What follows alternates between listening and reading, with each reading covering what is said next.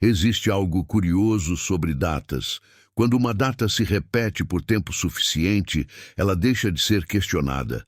Ela se torna um acordo silencioso entre gerações. Ninguém lembra exatamente quem decidiu, quando decidiu ou por que decidiu. Apenas repetimos. Todos os anos, milhões de pessoas no mundo inteiro param no mesmo dia.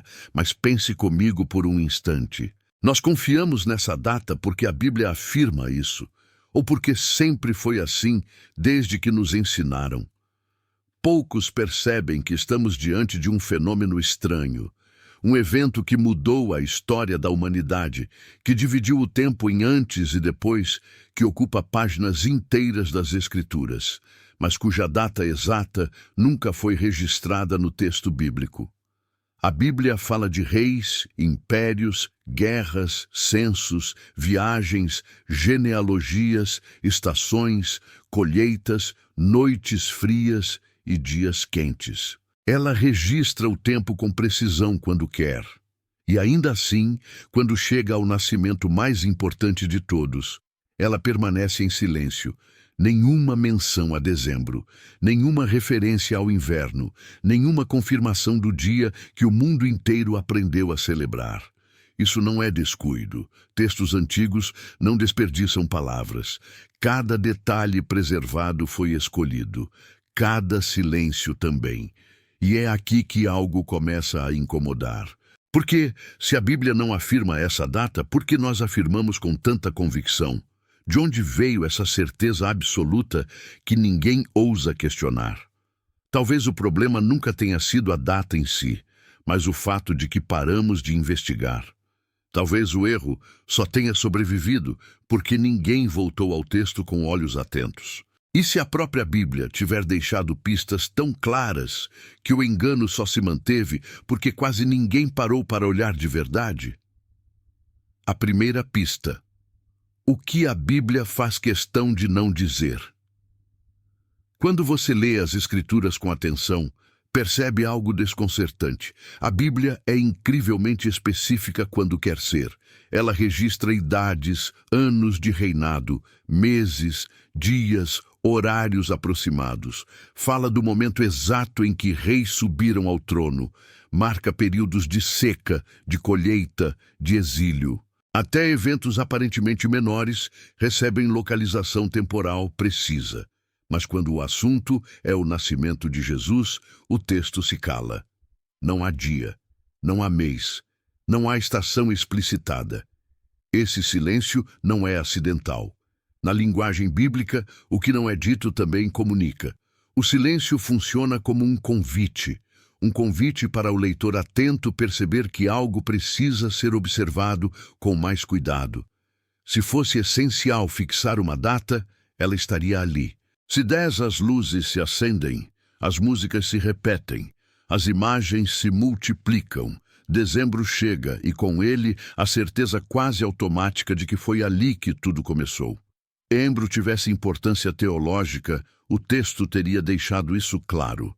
Em vez disso, o que encontramos são detalhes indiretos, pequenas informações espalhadas pelo relato, elementos do cotidiano, do ambiente, do comportamento humano, coisas que parecem comuns demais para serem pistas, até que alguém resolva juntá-las. É como se o texto dissesse, sem palavras, a resposta não está em um versículo isolado, está no conjunto, está nas entrelinhas, está na realidade em que essas pessoas viviam.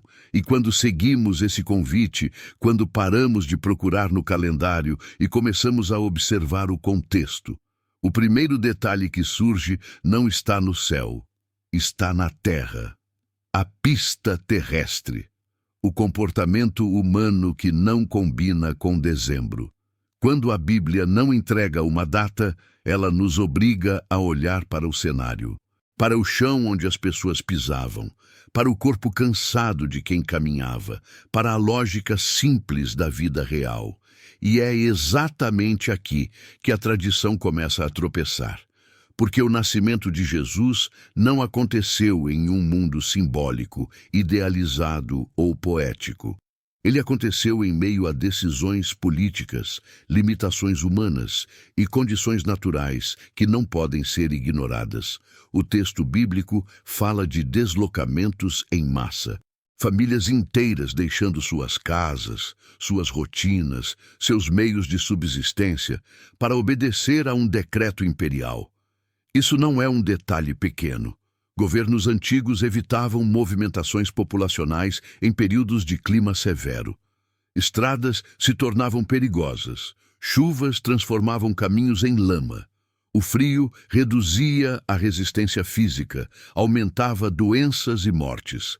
Um império que dependia de ordem e arrecadação não escolhia o inverno para provocar caos logístico. Agora pense com honestidade. Uma mulher em estágio avançado de gravidez sendo forçada a atravessar longas distâncias a pé por terrenos irregulares em noites frias, sob risco constante. Isso não é romantismo, é sobrevivência. O corpo humano tem limites. A Bíblia não ignora isso. Pelo contrário, ela descreve a realidade sem maquiagem. Maria não era um símbolo etéreo. Era uma jovem real, com um corpo real, sentindo cansaço, dor, medo e insegurança. Outro ponto raramente observado é o ritmo econômico da época. Inverno não era apenas frio, era escassez, menos comida disponível, menos comércio, menos circulação. Censos e registros exigiam movimento, hospedagem, troca, presença física. Tudo isso funcionava melhor em períodos de clima estável, quando as pessoas ainda estavam ativas, quando o campo sustentava a cidade, quando a vida estava em pleno funcionamento. E não estamos falando apenas de Maria e José. Estamos falando de milhares, um fluxo coletivo de pessoas convergindo para cidades ancestrais. Isso cria um cenário que simplesmente não se sustenta no auge do inverno.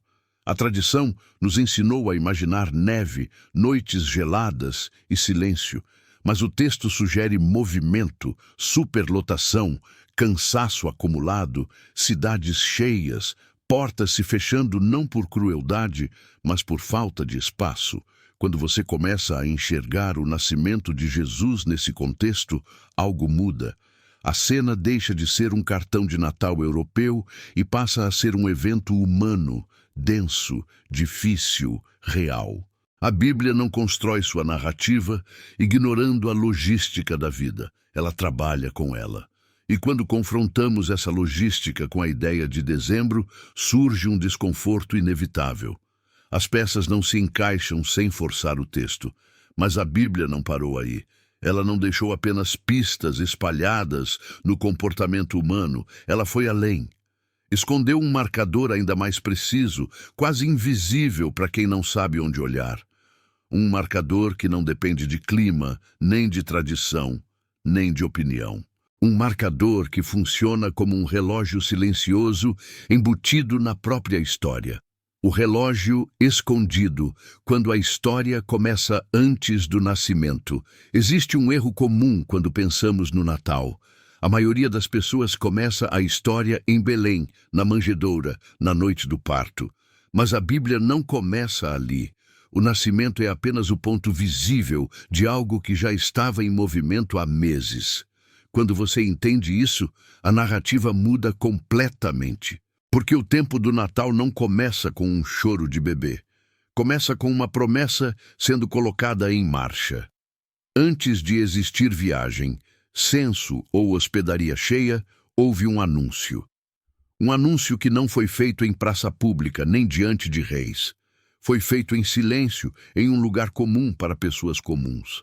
A Bíblia faz questão de registrar esse momento inicial com detalhes, não para satisfazer curiosidade, mas para marcar o início de uma contagem. Um relógio começa a girar ali, mesmo que quase ninguém perceba. A partir desse anúncio, o texto entra em um período de espera. E espera, na Bíblia, nunca é tempo morto. É gestação, é preparação. É o intervalo entre a palavra dita e o cumprimento visível. Enquanto o mundo seguia seu curso normal, algo invisível já estava avançando com precisão. Cada semana, cada mês, cada estação tinha agora um peso específico. O céu não estava improvisando, ele estava seguindo um ritmo. Esse detalhe é crucial. Porque se queremos entender quando Jesus nasceu, não podemos olhar apenas para o fim da história. Precisamos olhar para o começo. Precisamos contar o tempo da maneira como a própria Bíblia conta. Não para frente apenas, mas de trás para frente. Não a partir do nascimento, mas a partir do anúncio que deu início a tudo. Quando fazemos isso, percebemos algo surpreendente. Dezembro não desaparece da história. Ele ainda está lá, mas não no lugar que a tradição nos ensinou a colocar. Ele surge antes, bem antes. Surge no ponto em que a promessa entra no corpo humano, no momento em que o invisível começa a se tornar carne. E isso muda tudo. A confusão histórica aconteceu exatamente aqui. Ao longo dos séculos, concepção e nascimento foram tratados como se fossem a mesma coisa, como se o início da história fosse automaticamente o fim do processo. Mas a Bíblia nunca trabalha assim. Ela respeita o tempo da gestação. Ela reconhece que há um caminho entre promessa e manifestação. E quando ignoramos esse caminho, toda a cronologia se distorce. Ao observar essa sequência com atenção, fica claro que o texto bíblico está nos ensinando a contar o tempo de outra forma. Não pela data que o mundo escolheu lembrar, mas pelo ritmo real da vida. Um ritmo que inclui anúncio, espera, desenvolvimento, deslocamento e só então, nascimento. Cada etapa ocupando seu lugar exato. E é justamente aqui que dezembro começa a aparecer deslocado. Não porque não tenha importância alguma, mas porque foi encaixado no ponto errado da linha do tempo. Quando corrigimos isso, quando colocamos cada evento em seu lugar, algo começa a fazer sentido sem esforço, sem adaptações forçadas, sem explicações mirabolantes. Mas essa correção levanta uma pergunta inevitável. Se dezembro não marca o nascimento, então o que exatamente ele marca? E se o nascimento não aconteceu no inverno, em que estação tudo finalmente se alinha com naturalidade, com coerência e com silêncio absoluto do texto, sem que nada precise ser empurrado para caber? Dezembro, no lugar errado, concepção diferente de nascimento. Existe uma confusão silenciosa que atravessou séculos sem ser percebida, uma confusão simples, mas profunda. A mistura entre dois momentos completamente diferentes, concepção e nascimento. A Bíblia nunca trata esses dois eventos como a mesma coisa, mas a tradição acabou fundindo ambos em um único ponto do calendário, e quando isso acontece, toda a linha do tempo se desloca. O início da história não é um berço. É um ventre, é o instante em que a promessa entra na carne, quando o invisível passa a habitar o corpo humano. A partir desse momento, o tempo começa a contar de forma concreta, não simbólica, não poética, biológica. O relógio da gestação é implacável. Ele não se ajusta à tradição, não se adapta à cultura, não obedece ao calendário religioso. Ele segue um ritmo fixo criado pelo próprio Deus. Quando observamos esse ritmo com honestidade, algo se torna inevitável. Se dezembro aparece nesse processo, ele aparece no começo, não no fim. Aparece no momento em que a promessa é concebida, não no momento em que ela nasce. Isso explica por que dezembro nunca se encaixa naturalmente como data de nascimento. Porque ele não foi feito para ocupar esse lugar na história. Ao longo do tempo, essa distinção foi se perdendo. A ideia de que tudo começa na manjedoura é forte, emocional, fácil de visualizar. Mas não é assim que a Bíblia constrói sua narrativa. Ela respeita processos, respeita o tempo oculto, respeita aquilo que acontece longe dos olhos. O nascimento só é possível porque houve um período silencioso antes, um tempo em que nada parecia acontecer, mas tudo já estava em movimento. Quando ignoramos esse intervalo, forçamos o texto a caber em uma moldura que ele nunca pediu. E é por isso que tantas explicações sobre dezembro parecem artificiais. Elas exigem ajustes, exigem exceções, exigem justificativas extras. Mas a verdade bíblica não exige esforço para se sustentar. Quando está no lugar certo, ela simplesmente funciona. Perceba como isso muda a leitura da história. Dezembro deixa de ser o centro. Ele passa a ser um ponto de passagem. Um marco importante, sim, mas não o desfecho. O foco sai da data comemorada e volta para o processo vivido. E esse processo aponta para outro momento, outra estação, outro cenário, onde o nascimento acontece de forma coerente com o clima, com o comportamento humano e com o ritmo natural da Terra. Essa correção não diminui o Natal. Pelo contrário, ela o aprofunda. Ela tira o evento da superficialidade de um dia fixo e o devolve à complexidade de uma história real, encarnada, vivida passo a passo. Uma história que respeita o corpo, o tempo e a criação. E quando fazemos isso, surge uma nova pergunta, talvez a mais reveladora até agora. Se dezembro marca o início invisível da história, e não o nascimento visível, então em que estação o nascimento realmente acontece sem ruído, sem conflito e sem precisar ser defendido? Existe uma estação em que tudo se encaixa em silêncio. O clima, o movimento, a vida cotidiana, o texto bíblico. Uma estação em que nada precisa ser explicado, tudo apenas está no lugar. A estação que se encaixa em silêncio. Você tem razão em cobrar. A partir daqui, eu vou mirar bem mais perto do seu requisito de duração, com um texto mais denso e consistente, sem perder ritmo e sem enrolação. Agora, respira e vem comigo. Porque existe um tipo de prova que quase ninguém consegue refutar. Não é uma teoria, não é uma tradição, não é uma discussão sobre quem escolheu qual dia. É o encaixe silencioso dos detalhes. Quando você encontra o período certo, você não precisa forçar nada. O texto para de resistir. A história começa a andar sozinha, como se cada peça estivesse esperando exatamente aquele lugar para se encaixar. O que a gente procura aqui não é um dia marcado no calendário. É uma estação em que a vida real combina com o que a Bíblia descreve. Uma estação em que deslocamentos fazem sentido, em que uma cidade pequena pode transbordar sem parecer absurdo, em que campos ainda estão vivos à noite, em que o ar é fresco, mas não cruel, em que o chão não está dominado por lama e chuva pesada, em que a noite não é uma sentença para quem precisa caminhar, vigiar, manter animais, buscar abrigo, e ainda lidar com o desgaste de uma viagem longa. A tradição pintou o Natal com frio cortante e atmosfera de inverno europeu. Mas a Judéia não é uma pintura vitoriana. Ela tem seu próprio ritmo, suas próprias estações, seus próprios limites. Existe uma janela do ano em que a terra respira diferente. A poeira baixa, o calor extremo perde força. As noites ficam mais confortáveis.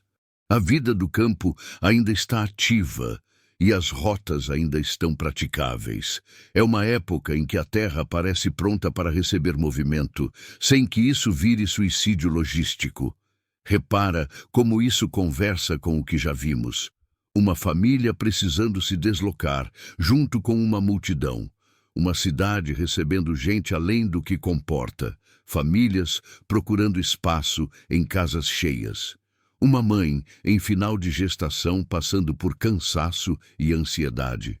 Tudo isso fica mais plausível quando você não está imaginando o pico do inverno, mas um período em que viajar ainda é duro, porém viável. A diferença é enorme. No inverno, a viagem vira uma sentença. Nessa outra estação, ela vira uma provação. E provação é exatamente a palavra que combina com a forma como a Bíblia apresenta muitos movimentos de Deus, não como conforto, mas como caminho. E existe outro detalhe que muda a cor da cena. Quando você tira a neve e o gelo da imaginação, você começa a ver o nascimento de Jesus com mais fidelidade. O cenário não precisa ser limpo para ser sagrado. O cenário não precisa ser bonito para ser verdadeiro. Mas ele precisa ser coerente. E coerência é o que aparece aqui. Porque nessa estação, o comportamento humano que o texto sugere não parece loucura. Parece vida acontecendo sob pressão. Parece gente tentando sobreviver, obedecer ordens políticas, lidar com limites e, ao mesmo tempo, sem perceber, carregar o centro da história nos braços. O mais forte é que essa estação explica sem discursos. Ela explica sem que você precise atacar ninguém. Ela explica sem transformar a história em briga.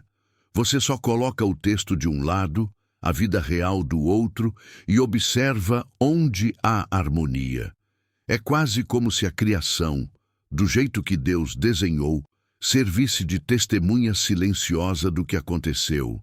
Quando o cenário combina com a Terra, você sente uma paz estranha na leitura, uma sensação de que não está montando um quebra-cabeça com peças de outro jogo. Está apenas voltando a história para o lugar de onde ela saiu. E aqui acontece uma virada. Por quê? Quando essa estação começa a se desenhar, ela não traz apenas lógica, ela traz significado. Ela parece carregar um tipo de simbolismo que a tradição deixou escondido debaixo da data fixa. Um simbolismo que não depende de dizer o mês. Depende de perceber o padrão. Deus não está só encaixando um bebê numa noite qualquer. Ele está costurando um movimento maior, como se o nascimento estivesse alinhado com um ritmo espiritual que o povo de Israel conhecia muito bem, mesmo sem perceber o que estava prestes a acontecer.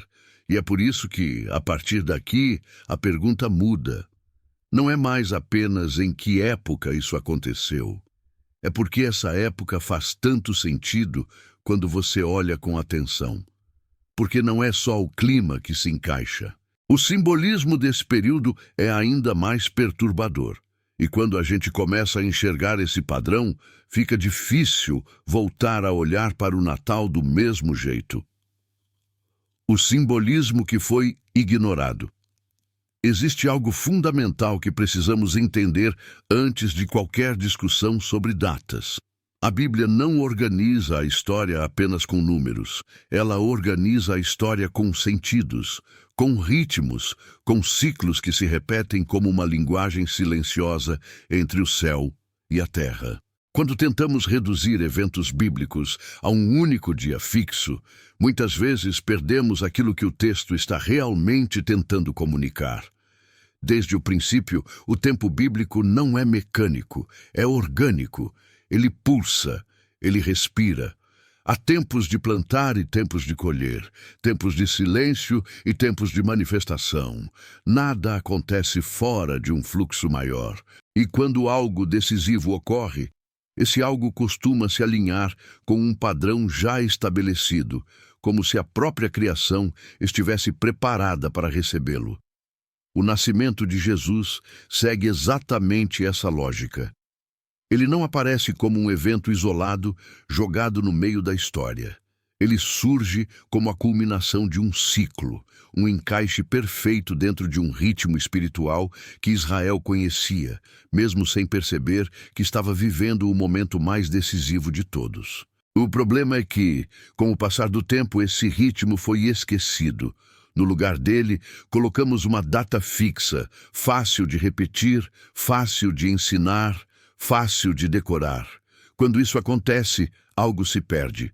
O Natal passa a ser lembrado, mas não compreendido. Celebrado, mas não investigado.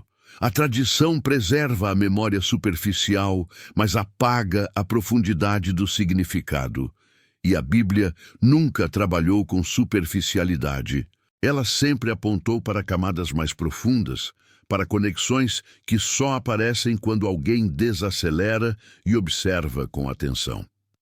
Perceba como o texto bíblico fala pouco de datas e muito de movimentos. Ele mostra promessas sendo feitas muito antes de se cumprirem. Mostra períodos de espera que parecem vazios, mas estão carregados de preparação. Mostra intervenções divinas acontecendo quando o cenário está maduro, não quando o calendário humano considera conveniente. Deus não age por ansiedade. Ele age por alinhamento. É aqui que o simbolismo começa a incomodar, porque quando você olha para o nascimento de Jesus sob essa lente, percebe que ele não foi apenas um nascimento, foi uma convergência. Vários fatores distintos se encontraram no mesmo ponto sem ruído, sem anúncio público, sem espetáculo humano. O céu falou baixo, a terra respondeu naturalmente, nada precisou ser forçado. Quando a tradição ignora esse simbolismo, ela empobrece o evento, transforma um movimento cósmico em uma data cultural, transforma um encaixe perfeito em um costume repetitivo. E o mais irônico é que o próprio texto nunca tentou defender um dia específico. Ele sempre confiou que quem olhasse com cuidado perceberia o padrão. Mas padrões exigem atenção, exigem leitura paciente, exigem disposição para questionar aquilo que sempre foi aceito. E foi exatamente essa disposição que se perdeu ao longo dos séculos. Em vez de perguntar por que o nascimento se encaixa tão bem em determinado ritmo, preferimos repetir uma resposta pronta, herdada, confortável. Quando você recupera essa visão bíblica do tempo, algo muda dentro de você. O Natal deixa de ser um ponto isolado no calendário e passa a ser parte de um fluxo maior de redenção. Um fluxo que começa muito antes da manjedoura e continua muito depois dela. Um fluxo em que cada detalhe conversa com o próximo, sem contradição, sem tensão. E é justamente isso que torna a próxima pergunta inevitável. Se a Bíblia trabalha com ciclos e alinhamentos, se o nascimento de Jesus se encaixa com naturalidade em um ritmo específico, como foi que o mundo inteiro acabou aceitando uma data que não nasce desse padrão? Em que momento a data deixou de ser consequência do texto e passou a servir a outros propósitos, muito além do significado original? Quando a data se torna uma ferramenta. Em algum ponto da história, algo sutil aconteceu. A pergunta deixou de ser o que o texto sugere e passou a ser o que funciona melhor para as pessoas. Não foi uma decisão tomada em uma noite, foi um processo, um acúmulo de escolhas práticas que, com o tempo, ganharam o peso de verdade absoluta. A data deixou de nascer da observação bíblica e passou a cumprir outra função: unir, organizar, substituir, facilitar. Quando uma mensagem atravessa culturas diferentes, ela enfrenta resistência. Costumes não desaparecem facilmente. Povos não abandonam seus ritmos do dia para a noite. E a história humana mostra isso repetidas vezes. Em vez de apagar datas antigas, muitas vezes elas são reaproveitadas, ressignificadas, transformadas em pontes. O significado muda, mas o dia permanece. Isso não acontece por malícia. Acontece por estratégia. Aqui é importante ter maturidade. Não se trata de demonizar povos, impérios ou instituições. Trata-se de entender como decisões humanas funcionam quando a sobrevivência cultural está em jogo. Datas são ferramentas poderosas.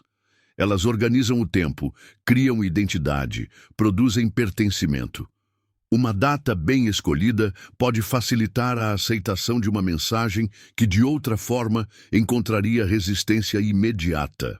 Nesse ponto, a história deixa de ser apenas teológica e se torna profundamente humana. O nascimento de Jesus, que no texto bíblico acontece de forma discreta, começa a ser celebrado publicamente séculos depois, em um mundo completamente diferente daquele da Judéia. Um mundo com outros calendários, outros símbolos, outras expectativas. Para que a mensagem continuasse avançando, escolhas precisaram ser feitas. O problema surge quando a ferramenta passa a ser confundida com a origem, quando o símbolo passa a substituir o fato, quando a data escolhida para facilitar a transmissão começa a ser tratada como se tivesse nascido do próprio texto. A intenção inicial pode até ter sido prática, mas o efeito ao longo dos séculos foi o esquecimento do caminho original. Com o tempo, a pergunta deixou de ser por que essa data foi escolhida e passou a ser por que alguém ousaria questioná-la. A tradição ganhou uma camada de sacralidade que o texto bíblico nunca exigiu. E, ironicamente, quanto mais a data era defendida, menos se falava do processo real que levou ao nascimento. O calendário ficou no centro, a história foi ficando nas bordas. Isso explica por que tantas pessoas reagem com desconforto quando esse tema surge, não porque a fé esteja ameaçada, mas porque uma estrutura familiar está sendo tocada. Datas dão segurança, elas criam a sensação de controle. Questioná-las parece, para muitos, uma tentativa de roubar algo precioso. Mas a verdade é que nada está sendo tirado, algo está sendo devolvido. Quando entendemos que a data funcionou como ferramenta, não como revelação, a tensão diminui. O Natal não perde valor, ele ganha contexto. Ele deixa de ser um ponto rígido e passa a ser uma lembrança construída ao longo do tempo. E isso nos leva a uma constatação importante. O verdadeiro problema nunca foi escolher dezembro. O problema foi esquecer por que aquela escolha foi feita. Porque quando a ferramenta vira centro, o significado original começa a se apagar.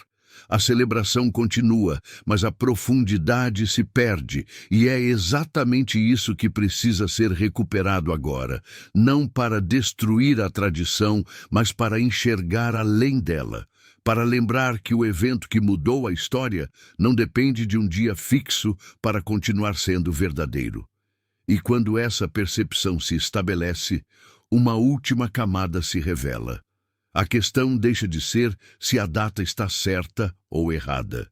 A pergunta muda completamente. O que realmente se perdeu quando a data ganhou mais atenção do que o próprio acontecimento? O problema não é a data, é o esquecimento. Depois de tudo isso, fica claro que a grande questão nunca foi um dia específico no calendário. O problema não começou quando alguém escolheu dezembro. O problema começou quando essa escolha passou a substituir a compreensão do que realmente aconteceu. Quando a data ganhou mais espaço do que o próprio evento. Quando a repetição venceu a investigação. A fé não foi destruída por uma data. A fé sobreviveu a impérios, perseguições, exílios e séculos de silêncio. O que foi sendo perdido aos poucos não foi a crença, mas a profundidade. O nascimento de Jesus, que no texto bíblico é apresentado como um evento denso, carregado de tensão, expectativa e significado cósmico, acabou sendo suavizado, resumido, simplificado até caber em um único dia confortável. Quando isso acontece, algo essencial se apaga. O Natal deixa de ser um acontecimento que rompe a história e passa a ser um ritual previsível. Algo que chega, passa e se encerra no mesmo ritmo todos os anos. A força do evento não está no calendário, mas naquilo que ele inaugura. E quando o calendário vira o centro, a ruptura vira decoração. Perceba como isso afeta a forma como a história é contada. Em vez de enxergarmos um Deus que entra no tempo de forma estratégica, silenciosa e profundamente humana, passamos a enxergar apenas uma cena repetida, quase automática. O mistério se dilui, a pergunta desaparece. E sem pergunta, não há descoberta. A Bíblia nunca teve medo de ser profunda, nunca teve medo de deixar coisas nas entrelinhas. Nunca tentou facilitar demais. Ela convida o leitor a caminhar, a observar, a conectar pontos. Mas tradição, quando não é revisitada, tende a congelar esse movimento. Ela oferece respostas prontas para evitar desconforto. E o desconforto, muitas vezes, é exatamente o lugar onde a revelação acontece. Esquecer o processo que levou ao nascimento de Jesus é esquecer como Deus age. Ele não entra na história com pressa. Ele não força datas. Ele prepara cenários, trabalha no invisível, move decisões políticas, rotinas humanas, limites naturais, tudo ao mesmo tempo, sem anunciar nada.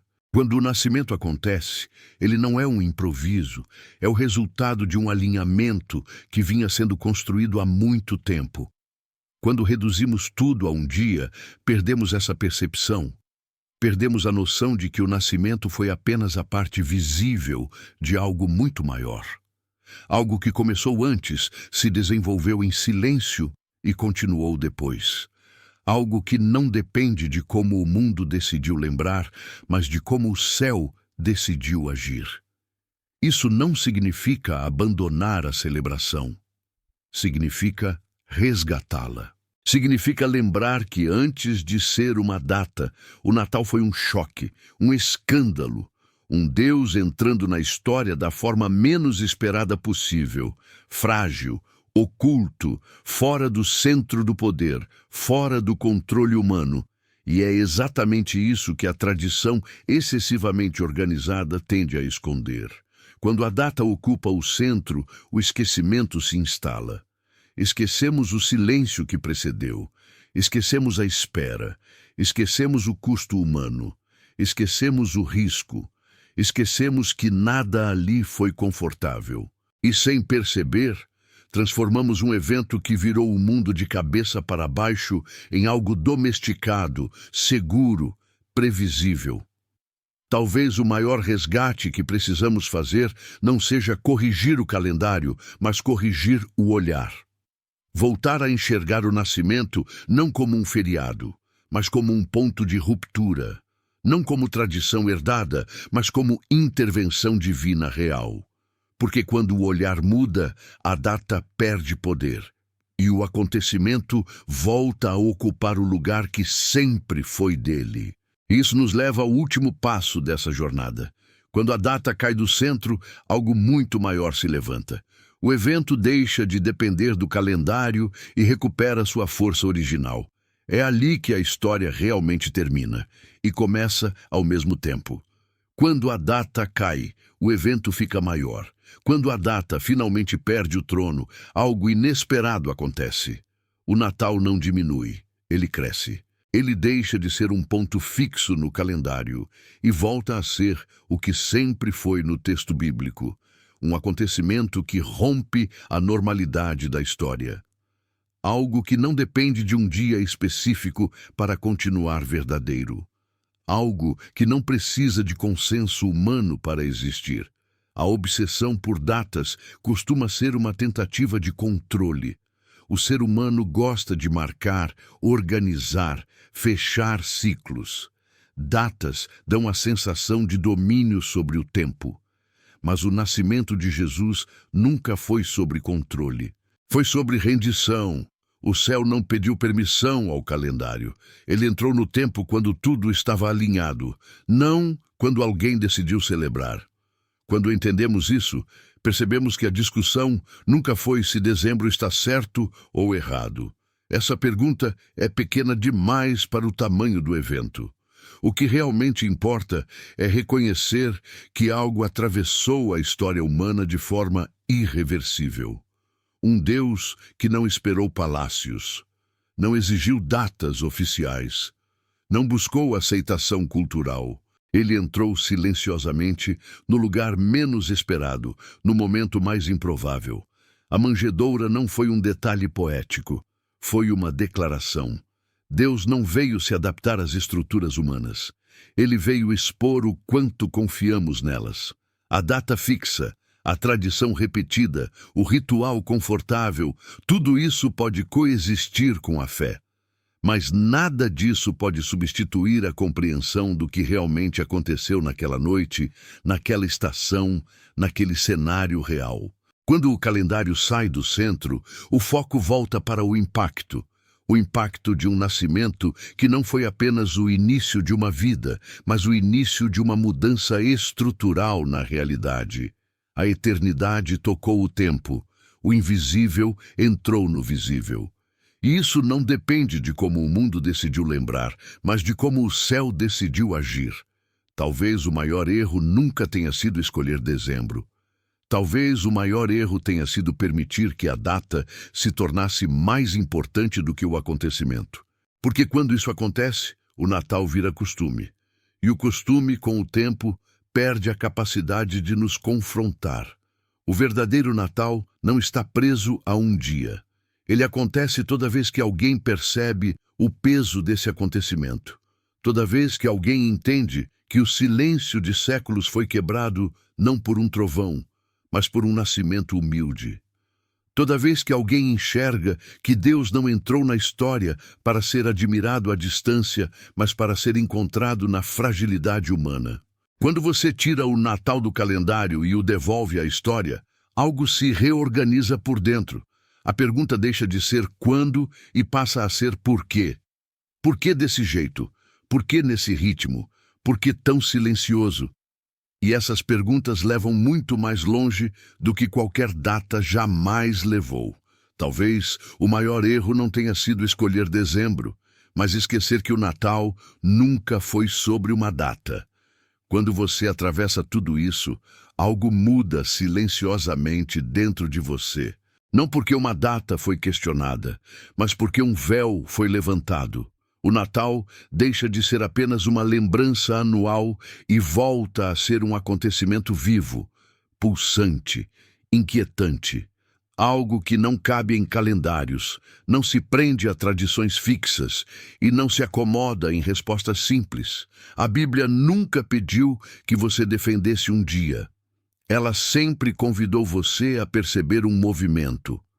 Um Deus que não entrou na história quando era conveniente, mas quando tudo estava alinhado.